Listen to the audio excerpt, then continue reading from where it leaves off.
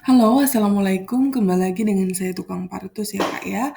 Nah, di video kali ini kita akan membahas resum yang ke-16. Kira-kira ada apa saja di resum yang ke-16? Mari kita simak videonya sampai habis. Oke, yang pertama yaitu tentang bentuk informed consent dan dimensi informed consent ya, Kak. Di sini kalau bentuk informed consent itu ada yang implicit consent sama express consent. Kalau implicit consent itu persetujuan yang dianggap telah diberikan walaupun tanpa pernyataan resmi, yaitu pada keadaan emergensi yang mengancam jiwa pasien. Kemudian, express consent itu persetujuan tindakan medis yang diberikan secara eksplisit, baik secara lisan maupun tertulis. Kemudian ini untuk dimensi informed consent-nya itu ada dimensi hukum sama dimensi etik. Kalau dimensi hukum itu perlindungan baik untuk pasien maupun bidan yang berperilaku memaksakan kehendak. Jadi hal yang dimuat di dalamnya itu seperti harus ada keterbukaan, kemudian informasi, kemudian memberi kesempatan.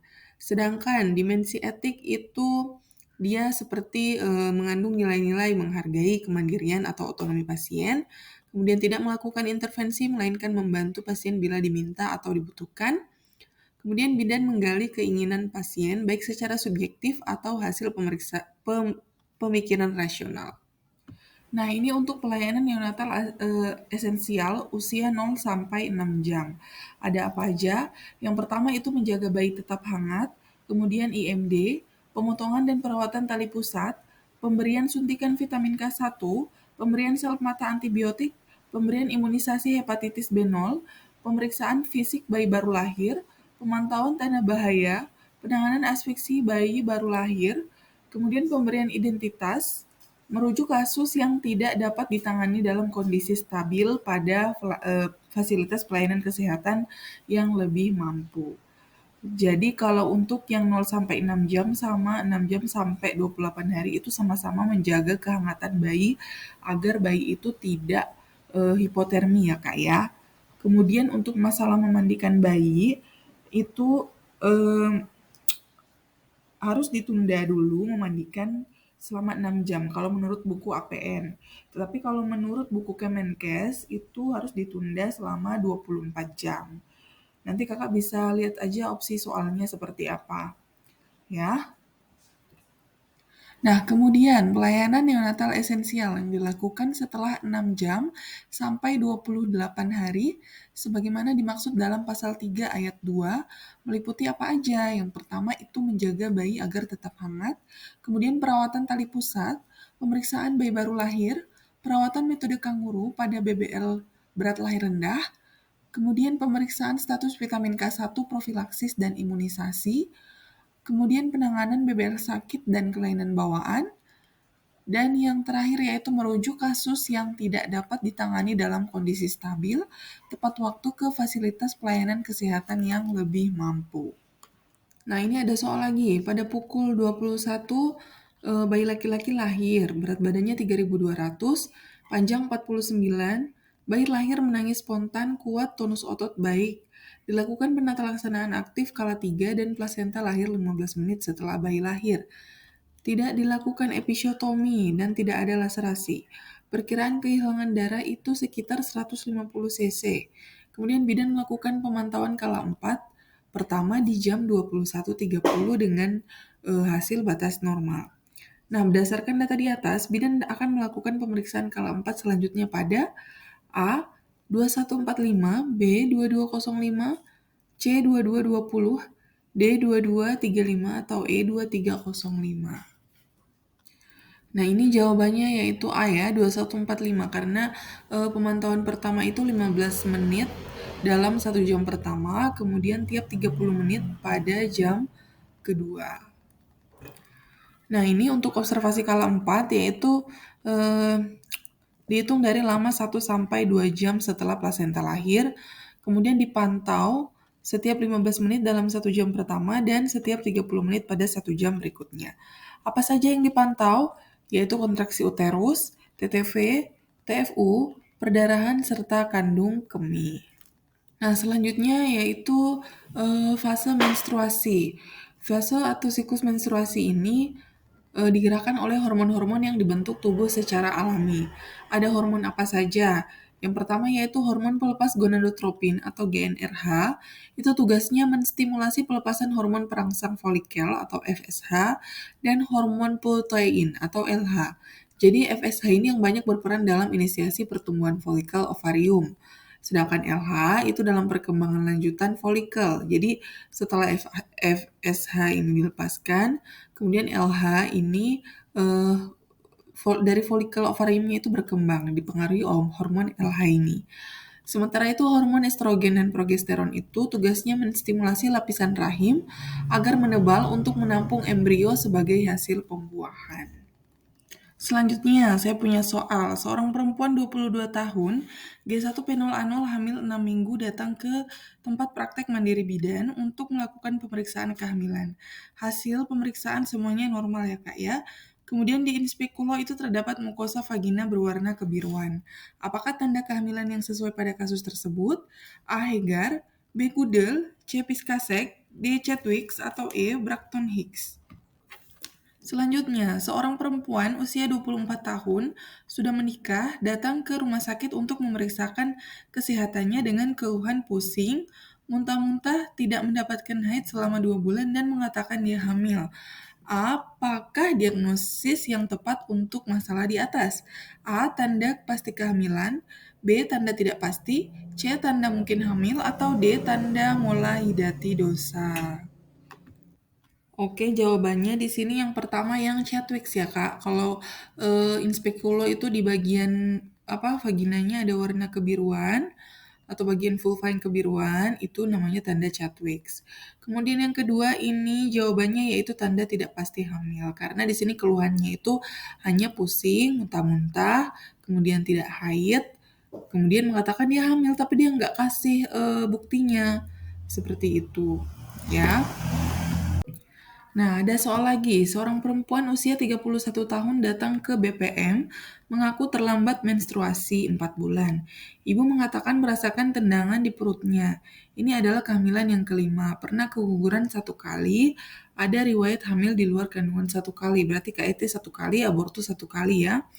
Kemudian melahirkan 2 kali spontan, tidak ada komplikasi. Hasil pemeriksaan, KU baik, tensi normal ya, di bawah dalam batas normal. Kemudian vulva terlihat warna biru dan pemeriksaan hormon HCG-nya itu positif. DJJ-nya juga positif 140 kali per menit, teraba bagian-bagian janin. Apakah tanda tidak pasti hamil yang ada dalam kasus tersebut? A. Terlambat haid 4 bulan, B. Vulva terlihat warna biru, C. Pemeriksaan hormon HCG positif, E. DJJ positif, atau E. Teraba bagian-bagian janin. Tanda tidak pasti hamil ya. Nah, dia tanya di sini yang tanda tidak pasti hamil. Kalau yang tanda tidak pasti yaitu yang terlambat haid 4 bulan ya Kak ya. Nanti kita coba cek di pembahasannya, kita lihat. Nah, ini untuk macam-macam tanda-tanda kehamilan.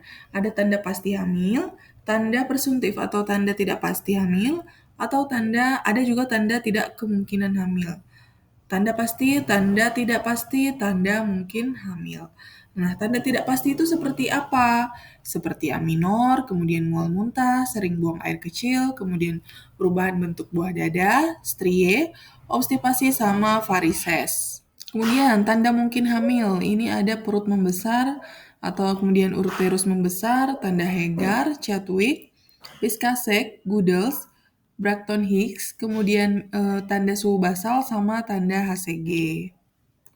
Berikutnya itu tanda pasti hamil, yaitu mulai dengan gerakan janin yang dilihat dan dirasakan, kemudian denyut jantung janin, kemudian pada pemeriksaan ronsen itu ada kerangka janin, dan kemudian pemeriksaan USG ya. Nah, ada soal lagi nih. Seorang perempuan berusia 30 tahun, Primi Gravida datang ke BPS mengeluh nyeri pinggang menjalar ke perut bagian bawah dan sudah keluar lendir bercampur darah dari kemaluannya. Hasil TTV dalam batas normal, pembukaan lengkap, kemudian pemeriksaan dalam porsio tidak teraba, kandung kemihnya kosong, HOTS 3, kepala, kemudian bidan langsung memimpin persalinan setengah jam, bayi itu ternyata belum lahir. Apakah tindakan bidan selanjutnya sesuai dengan kasus di atas? A. Mengeluarkan bayi, B. Plasenta, C. Melakukan episiotomi atau D. Kristeller.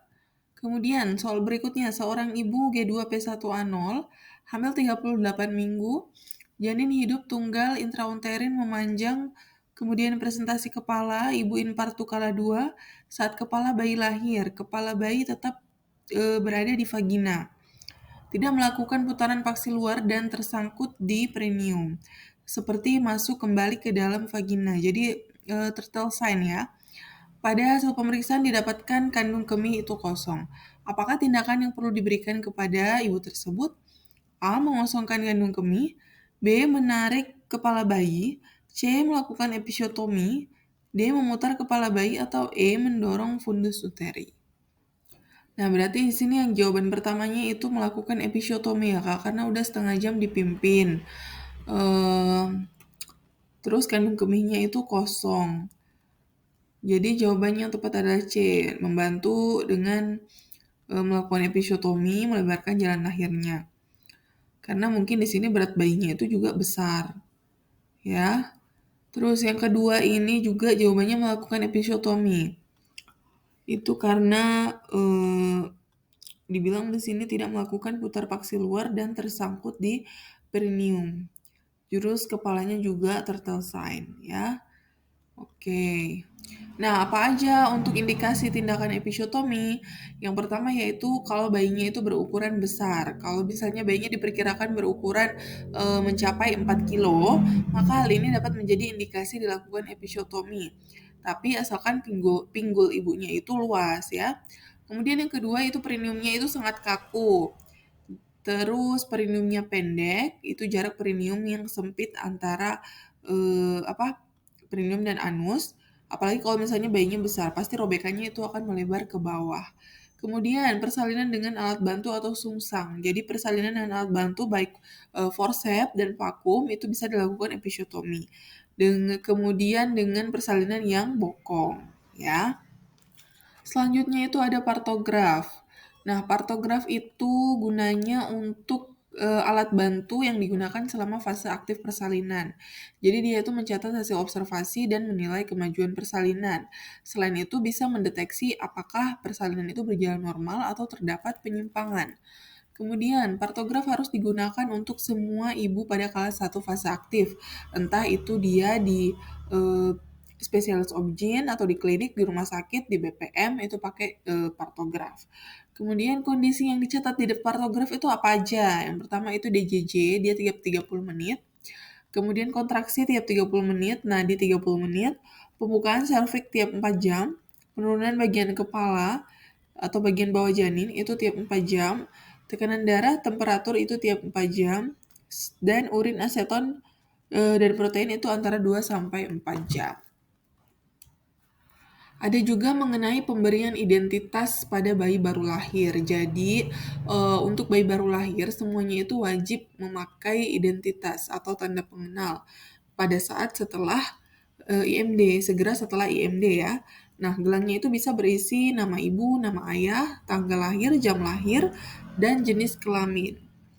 Nah, apabila fasilitas memungkinkan juga dilakukan cap telapak kaki bayi pada rekam medis kelahiran. Jadi antara cap telapak kaki bayi sama cap ibu, cap jempolnya ibu, sidik jari ya.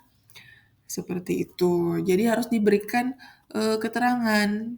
Jadi kita sebagai penolong itu harus memberikan keterangan lahir pada orang tua untuk orang tua nanti mengurus akte kelahiran bayi.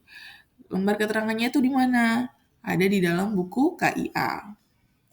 Ada soal lagi, Nyonya Jenny berusia 24 tahun, 5 jam yang lalu itu melahirkan anak pertama di BPM, mengeluh asik belum keluar. Kemudian hasil pemeriksaan semua baik ya. Nah, puting susunya itu ternyata tenggelam. Apakah penata laksanaan tepat sesuai kasus di atas? A. Prasad Hoffman, B. Breast Care, C. Breast Pump, D. Prasad Hoffman, atau E. Dasadari. Nah, jadi jawaban yang tepat itu yang A ya, Prasad Hoffman. Prasad Hoffman itu tujuannya untuk ibu yang memiliki puting susu tenggelam. Kalau breast care itu lebih ke perawatan payudara. Breast pump itu memompa payudara. Prasat Homan ini maksudnya nggak ada. Jadi mungkin maksudnya itu tanda Homan. Kalau tanda Homan itu pemeriksaan trombosit vena pada tungkai. Kemudian sadari itu pemeriksaan payudara sendiri untuk mendeteksi gejala-gejala dari adanya kelainan di payudara ya. Nah, ini ada tambahan sedikit mengenai macam-macam presentasi dan perabaannya. Kalau presentasi belakang kepala itu yang teraba adalah ubun-ubun kecil, kemudian presentasi puncak kepala itu teraba ubun-ubun besar.